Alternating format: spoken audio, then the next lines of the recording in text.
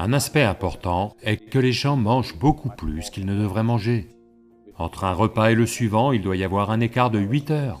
Quels que soient vos problèmes de santé, au moins 50% disparaîtront en 6 semaines.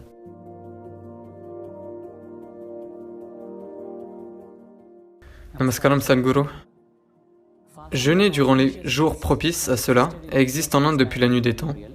Mais beaucoup d'Indiens croyaient que ça n'était pas scientifique et illogique. Jusqu'à ce que les études sur l'autophagie induite durant le jeûne reçoivent le prix Nobel. Même moi j'ai commencé à jeûner par intermittence cette année.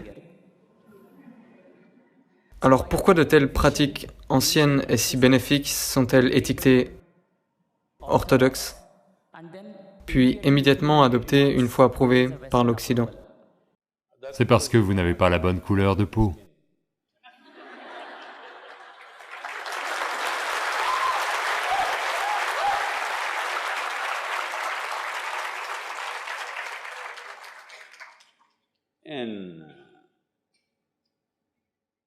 Cela fait 40 ans que j'en parle, d'accord?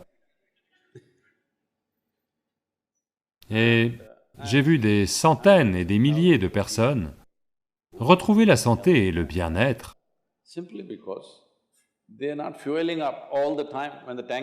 simplement parce qu'elles ne font pas le plein en permanence quand le réservoir déborde. Au centre de yoga, tout le monde mange à 10 heures le matin et à 7 heures le soir. Nos vies sont très actives physiquement. Il n'y a pas de voiture à l'intérieur de l'ashram, c'est un grand espace, tout le monde marche ou fait du vélo. Même pour aller à la salle à manger, c'est 1 kilomètre. Pour atteindre votre lieu de travail, c'est un demi-kilomètre, 1 kilomètre, comme ça. En permanence, les gens sont physiquement actifs. Donc tout le monde a très faim, vers 15h30, 16h. Ils ont extrêmement faim. Mais on apprend à vivre avec ça, parce que la faim... L'estomac vide et la faim sont deux choses différentes. La faim signifie que vos niveaux d'énergie commencent à baisser. Mais l'estomac vide est une bonne chose. Dans les sciences yogiques, aujourd'hui, la science moderne y arrive aussi, mais ce que nous savons d'expérience, vous allez dépenser 1 milliard de dollars pour y arriver. Parce que dans la recherche, la seule question, c'est combien de millions de dollars, c'est comme ça que ça marche. Votre corps et votre cerveau ne fonctionnent au maximum de leur capacité que lorsque votre estomac est vide.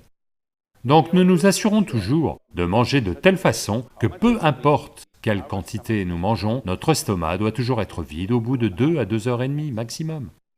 Donc nous allons toujours au lit en ayant faim. Les gens pensent qu'ils ne peuvent pas dormir, ils peuvent dormir. En moyenne, pendant 25 ans, en moyenne, je n'ai dormi que 2h30 à 3h. Ces jours-ci, je deviens un peu paresseux, je dors entre 3h30 et 4h30, malgré le nombre de déplacements que j'effectue.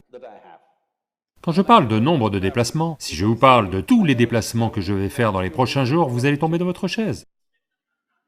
Oui, dois-je vous le dire? Non, pas nécessairement. Parce qu'au cours des 10 prochains jours, je suis dans 5 pays différents, à faire je ne sais pas combien d'événements, toutes sortes d'événements. Donc, vous êtes capable de tenir ce rythme simplement parce que vous ne mangez pas en excès. C'est très très important. Tout le monde mange 2 repas, je ne mange généralement qu'un seul repas. À 16h35, parce que je n'aime pas être assis devant mon assiette, à m'inquiéter de la quantité à manger, j'aime manger bien. Donc, 16h35, si je mange un repas, ce n'est que le lendemain. Est-ce assez? Ai-je l'air bien? Allô? Je ne ressemble pas à votre patient, n'est-ce pas? Je ne vais pas venir vous consulter. Parce que pour toute correction et purification qui doit avoir lieu dans le corps, votre estomac doit être vide, c'est très très important. Autrement, la purification au niveau cellulaire n'aura pas lieu. Vous entassez les choses et ensuite vous avez toutes sortes de problèmes. La première chose est l'inertie dans le corps. Inertie signifie... Il y a de nombreux niveaux d'inertie si vous ne remarquez pas tout cela. Le nombre d'heures que vous avez passé à dormir est de l'inertie. Vous tous, êtes-vous venus ici pour vivre ou... Allô? Pour vivre, n'est-ce pas? Pas ici, je dis, dans cette vie. Vous voulez vivre ou... L'intention de la vie est de vivre, n'est-ce pas? Mais, puisque vous avez parlé des médecins américains, tout cela est repris ici également. Tous les médecins américains disent, vous devez dormir minimum 7 à 8 heures. Donc ça veut dire qu'un tiers de votre vie, vous devez dormir. 2, 3, 4 heures de plus pour se laver, aller aux toilettes, manger, ça, vous savez. Donc littéralement, 50% de votre vie est juste de la maintenance. Supposez que vous ayez un véhicule, vous avez une moto ou une voiture. Si elle part à la révision un jour par mois, d'accord pour la garder. Si elle est révisée 15 jours par mois, c'est une nuisance, n'est-ce pas?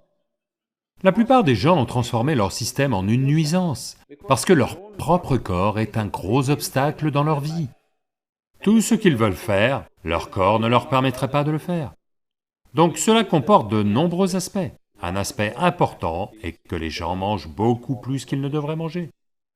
Simplement parce que on leur a dit, vous devez manger plus, sinon vous allez devenir faible, ceci, cela. Non, il y a une façon de maintenir votre corps. Aujourd'hui, tout le monde essaie de développer une voiture ou une moto à faible consommation.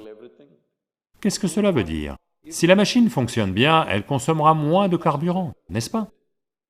Donc si vous êtes assis ici et que vous êtes très à l'aise, alors elle consommera moins de carburant. Si vous êtes comme ça tout le temps, alors elle va consommer plus de carburant, elle va vouloir que vous mangiez. La compulsion va apparaître. Donc, cette nouvelle expression, manger par intermittence, vous devriez voir, aux États-Unis, les gens arrivent à nos programmes durent 10, 12 heures. Donc, mais ils arrivent avec des biscuits et autres. Ils disent, j'ai une intolérance au sucre, il faut que je mange. Je dois manger. Je leur dis, soyez simplement ici, vous n'allez pas mourir, je vais m'en assurer, parce que je ne veux aucun mort sur les bras, d'accord? Je vais m'en assurer. Le premier jour, non, non, non, non, je dois manger. Le troisième jour, ils ont abandonné tout ça. 12 heures sans nourriture, ils sont assis là, ils vont parfaitement bien. Voyez, la santé n'est pas quelque chose que vous pouvez faire de l'extérieur. La santé est quelque chose que vous devez faire de l'intérieur. De l'extérieur, lorsque quelque chose ne va pas, vous pouvez demander de l'aide.